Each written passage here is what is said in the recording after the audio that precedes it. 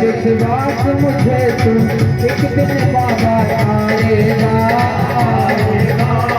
आएगा तुझ भरोसा करने वाला जग में कभी न हारेगा।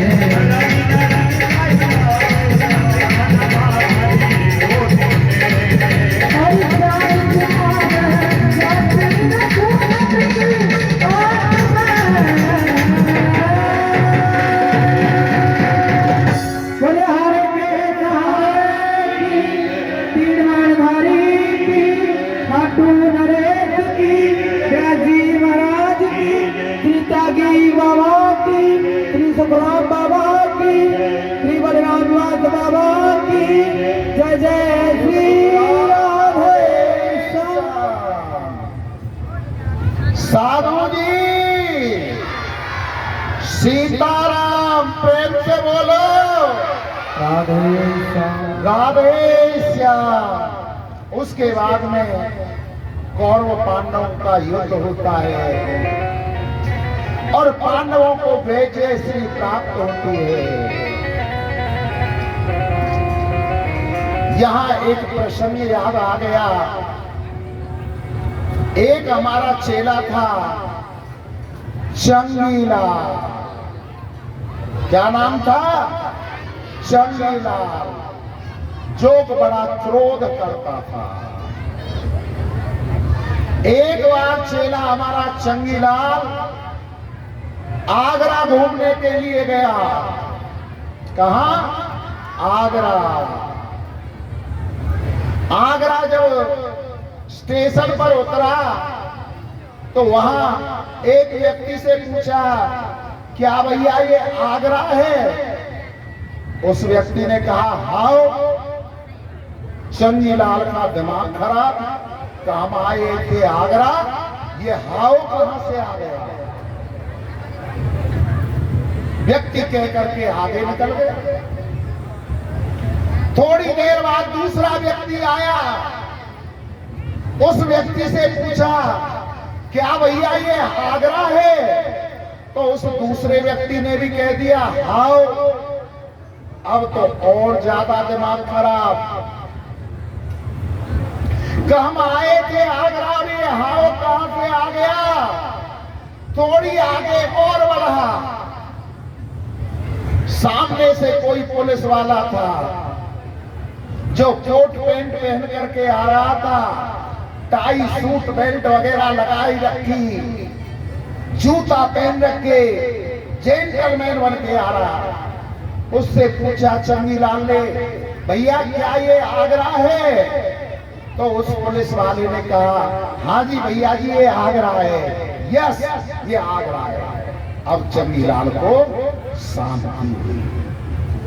चंगीलाल पुलिस वाले से कहने लगा, भैया हमने अभी अभी दो व्यक्तियों से पूछा क्या आगरा है?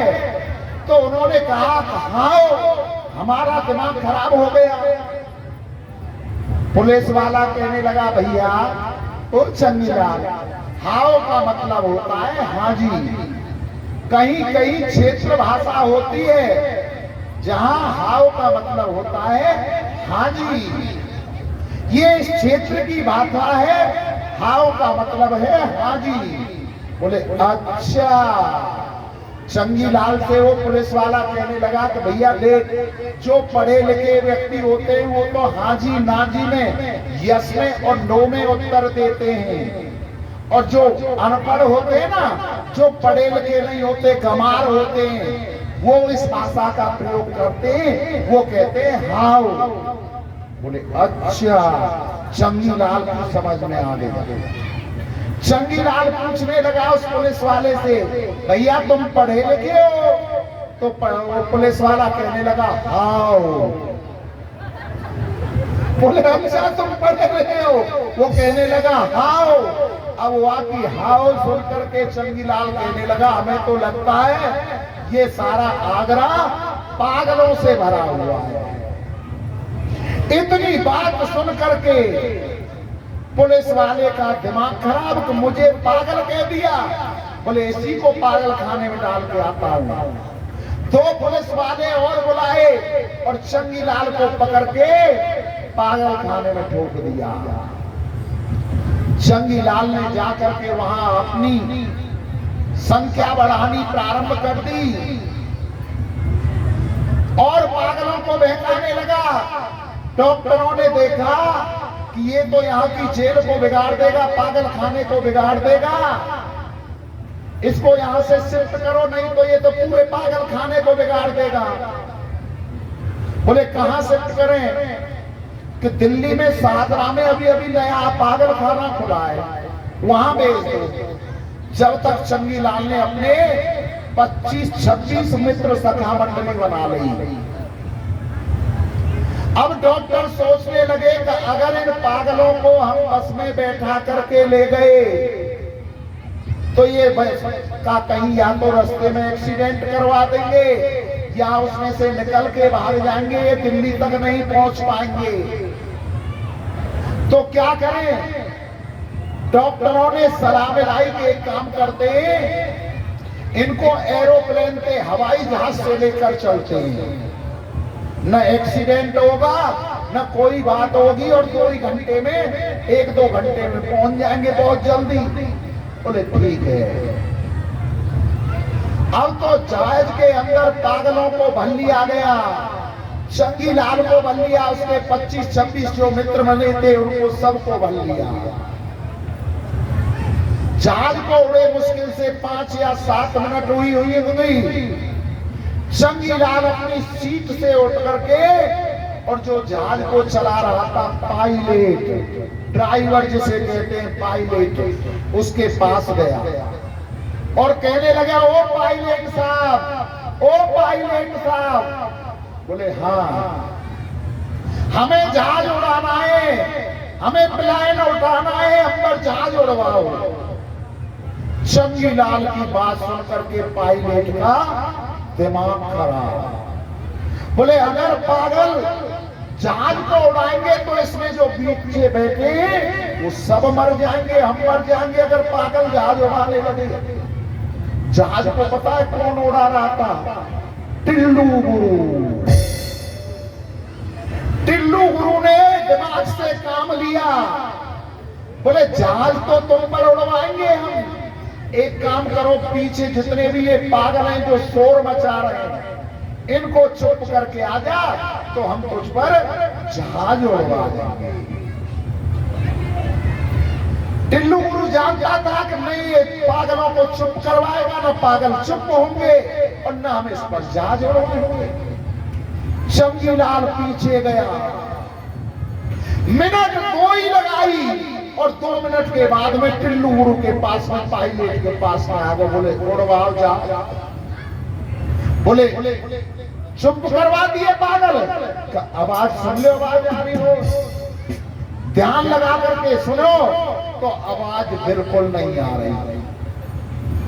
टिल्लू गुरु का दिमाग खराब, कहने लगा चंगीलाल ये बताओ तुमने इन पागलों को चुप कैसे किया?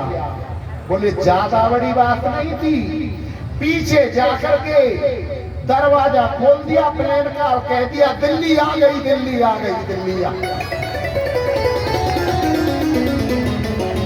इतने नहीं सारे पागल उतर के बोलो आनंद कंद भगवान की जय। श्री सुखदेव जी महाराज वर्णन करते हैं कि गोविंद तो करुणा के सागर हैं। एक कृष्ण का बचपन का सखा था जिसका नाम था सुदामा और पत्नी का नाम था सुशीला। 4 पुत्र थे सुदामा, परंतु उनके जीवन पर बहुत गरीबी थी। कभी कभी विधाता कैसी परीक्षा लेता है जीवों की। 3 दिन हो गए सुदामा जी के यहाँ पर भोजन नहीं बना था और सुदामा जी कभी किसी से कुछ नहीं मांगते थे। 3 दिन से उनके घर में कुछ नहीं बना। बच्चों को भूख लगी तो बच्चे रोते रोते अपनी माँ के पास जाते हैं, सुशीला के पास, और जाकर के कहने लगे, माँ भूख लगी है, माँ भूख लगी है। सुशीला बच्चों की ऐसी विरक्ति हुई वाणी को सुन करके सुदामा जी के पास जाता है और कहने लगी, हे स्वामी 3 दिन हो गया बच्चों ने भोजन नहीं किया है। सुदामा जी ने कह दिया कि हे सुशीला, बच्चों को आज समझा दे, कल कुछ न कुछ व्यवस्था करो। सुशीला ने आकर के अपने बच्चों को सांत्वना दी कि हे पुत्रों, हे बेटो, कल तुम्हारे पिताजी कुछ न कुछ व्यवस्था कर देंगे। बच्चे शांत हो गए। रात को भूख के कारण उन बच्चों को नींद नहीं आई और दूसरे दिन उठ करके उन बालकों ने अपनी माँ से कहा, ओ माँ, माँ भूख लग रही है, भूख लग रही है। माँ बच्चों की तरफ देखती है, कभी चूल्हे की तरफ देखती है, कभी अपनी रसोई की तरफ देखती है। घर में कुछ नहीं था। वाणी ऐसी सुन करके अपने बच्चों की सुदामा जी के पास जाकर के कहने लगी, स्वामी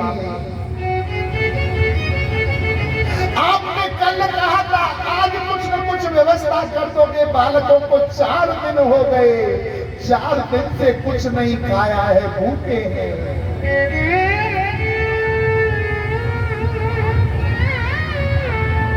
सुदामा जी ने कहा कि हे सुशीला, आज और बच्चों को समझा देना कि आज एकादशी का दिन है। एकादशी को कुछ नहीं खाते, कल कुछ न कुछ व्यवस्था कर दूंगा। सुशीला जा करके अपने बच्चों से कहने लगी, बेटा आज एकादशी है, एकादशी के दिन अन्न नहीं खाते हैं। बालकों ने कहा, माँ हमने 4 दिन से अन्न खाया ही कहाँ है, अब ये भूख हमसे नहीं सही जाती है, अब ये भूख हमसे नहीं सही जाती है। सुशीला ने कहा, बेटा आज का दिन काट लो, कल कुछ न कुछ व्यवस्था अवश्य। सूख करके वो बालक ढांकर की तरह कांप रहे थे। एक एक हड्डी उनकी दिखाई दे रही थी। सुशीला ने उन बालकों को अपने पास में लुटा लिया। भूख से कहीं मेरे बच्चों के प्राण ना निकल जाए। सुशीला अपने साड़ी के पल्लू को पानी में गीला करती है और उन बालकों के होठों पर लगाती है। कहीं रात को मेरे बच्चे प्राण ना त्याग दें। रात बड़ी कठिनाई से काटी। अगले दिन सुदामा जी कहीं पंडिताई के लिए जाते हैं। वहां से कुछ सीधा चावल, दाल, आटा ये मिलता है। बड़ी प्रसन्नता में सुदामा जी उस भोजन को, सीधे के सामान को घर लाते हैं। और ला करके अपनी पत्नी